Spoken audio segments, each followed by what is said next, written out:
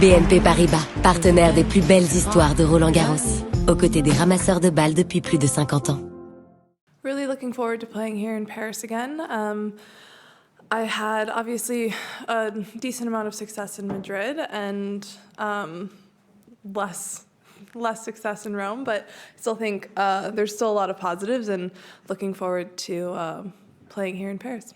Okay, we'll go to this gentleman here. In French, is possible, the translation, or just in English? Yeah, okay, sorry. Hi.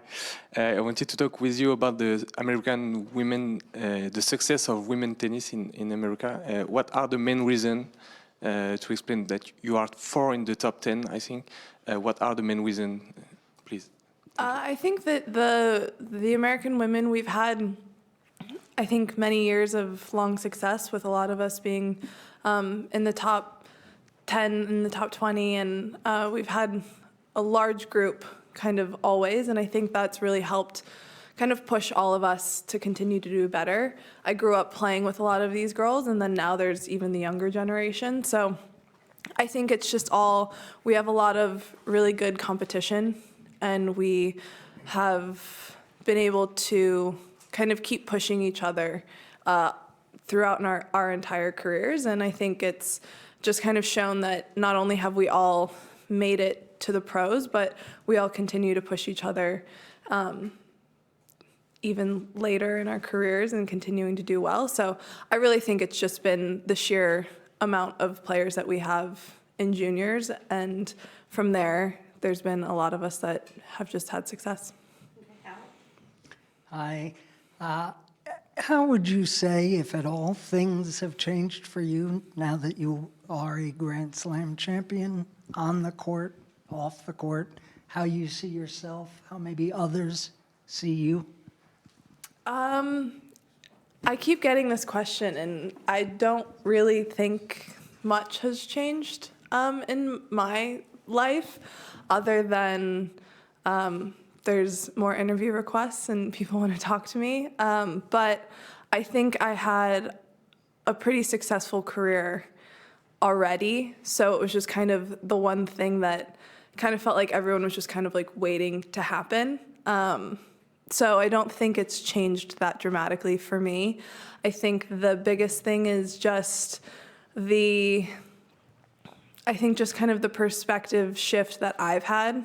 And it's a little bit funny having had the same goal for the entirety of your career and then finally achieving that, and then having to kind of sit down and shift the mindset a little bit because you actually did it, and now for the first time you get to kind of realign those goals. Yeah, do you have another one? Well, if I could just follow up on that, could you describe a little more what you mean by shift in mindset?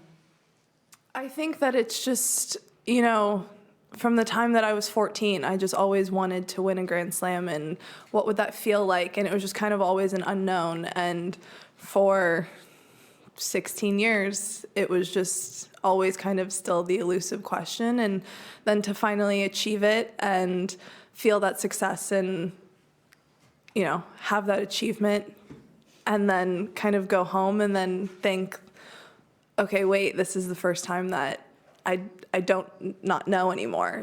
I did it. So I think that's just the biggest thing, and just kind of shifting past goals that you've now achieved and setting new ones. Okay, we'll do Matt, Kat, and then that gentleman over there. Matt, just raise your hand so they see you. How's it going? When you won in Australia, I think none of us will forget the night when you talked about sort of the experience of being in therapy and learning to be happy be happy with who you are in your life regardless of your tennis results. And then the thing happens that makes you really happy, which I imagine it did. Was there any concern or discussion or thought processes with you of, I got to be careful and make sure this doesn't make me too happy? Or, I imagine when you experience this at this point in your life, after knowing yourself in a different way, that it might color or recalibrate how you would think about this achievement? I think that's kind of almost the double-edged sword of success, especially as a tennis player. And I think I did all of this work to get to the point where I didn't need the success on the tennis court anymore. And then it kind of happens, and then you really enjoy it and you like it. And I think it's taken a lot of conscious effort to not get sucked back into bad habits.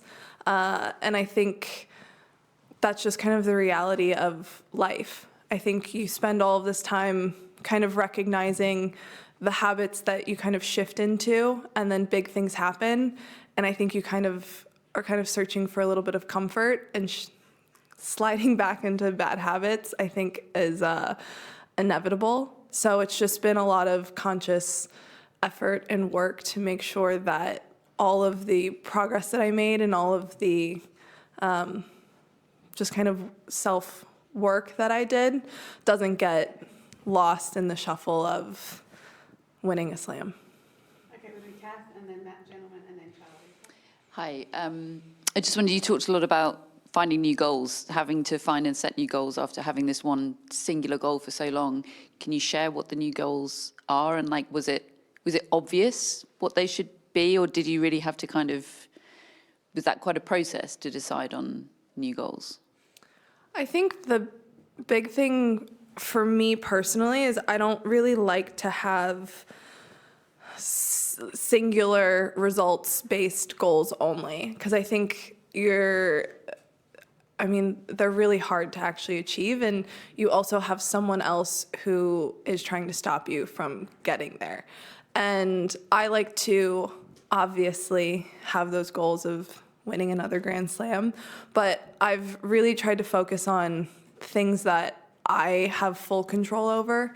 So I think one of them that I've really been working on has just been to really just enjoy playing tennis and enjoy being out there and enjoy the uncomfortable moments of very nervous, tight moments, and just kind of embracing that and just taking that all in. And I think a big reason why that is because I'm obviously at the tail end of my career, and I'm not sure how much longer I'm going to be playing out here and be on the big stages and have those opportunities. So really just kind of soaking those in while I can. Okay, this gentleman died here. Hey, Madison, as a hardworking player, I want to know your thoughts on infusions. Max Purcell was banned for undergoing 2 intravenous infusions, a forbidden method under the WADA code. The ITIA case documents say he feigned injury to justify the infusion and Googled everything, also the WADA limit of 100 milliliters. In the 90s and back in the days when allowed infusions were common in tennis, they help with recovery and performance and are not detectable in normal doping tests. So I want to know, do you think they are still a problem today because it's so easy to do it? I have no idea. Honestly, I know I don't do them, so that's really all I can comment on. Okay, Charlie, do you have one? Just raise your hand.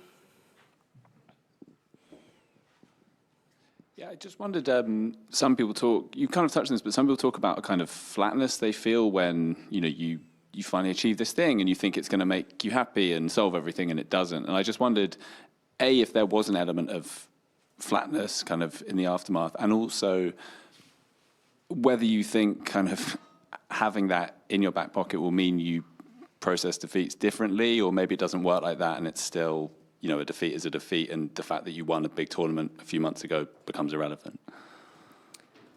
I don't think I personally felt the flatness after. I know I was basically just horizontal on my couch for a week, just trying to mentally and emotionally just recover.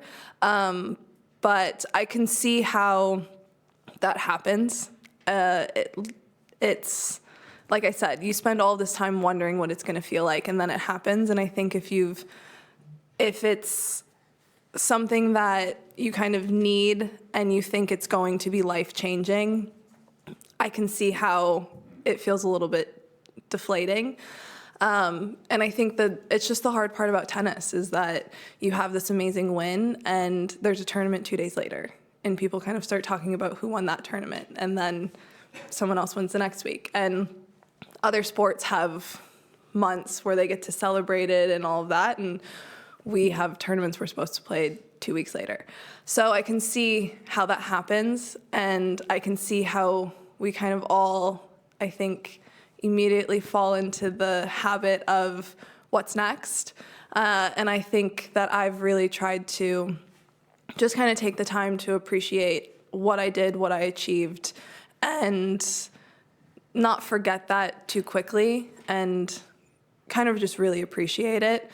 But also the reality is we're at another Grand Slam and someone else is going to be the winner in 2 weeks. And you want to try to do everything that you can to make sure that it's you. Okay, last one, Matt.